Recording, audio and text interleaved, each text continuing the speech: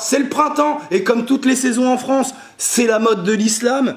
Alors, Decathlon a voulu sortir un hijab pour les femmes voilées pour leur permettre de faire du sport. Oh putain, les fachos, ça leur a fait chauffer le bocal. Ils étaient à ça de griller leur seul neurone. Et polémique nationale carrément. Ils ont été jusqu'à menacer physiquement les employés de Decathlon qui du coup a reculé.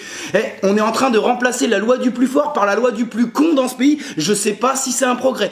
Mais je sais pas si vous imaginez le degré d'ennui qu'il faut avoir dans sa vie pour prendre de son temps pour empêcher des femmes de faire du sport. Moi, mon degré maximum d'ennui, je sais pas, je mets un reportage sur la BAC et je fume un ouinge, tu vois. Mais je veux dire, prendre de mon temps pour faire chier les autres sur un truc qui ne fait de mal à personne et qui n'a absolument aucun impact sur ma vie, mais ça m'est inexplicable comme le curling, ça. Inexplicable. Je l'envisage moins que le suicide que je n'envisage pas. Vous voulez pas les lâcher, les femmes musulmanes, à un moment donné, dans ce pays, putain. Vous dites qu'elles sont soumises, mais vous les empêchez de faire les sorties scolaires, vous les empêchez d'aller à la piscine, vous les empêchez d'aller à la plage, et maintenant vous allez les empêcher de faire du sport.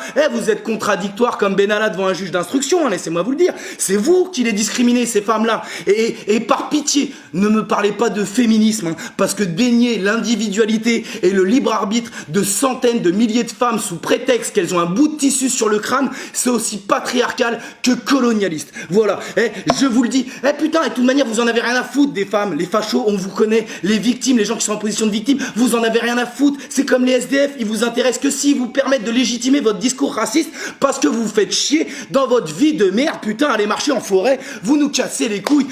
Moi, j'ai vu autant de caractère sous les voiles que sous des cheveux dans ma vie. Voilà. Alors merde, arrêtez de vous exciter là-dessus comme Sarko au musée de la coke, là. Avec l'islam, vous perdez tout sens logique. On dirait Renaud à jeun. Je sais pas, changer de disque, merde. C'est pas compliqué. Vous connaissez une femme que l'on force à se voiler?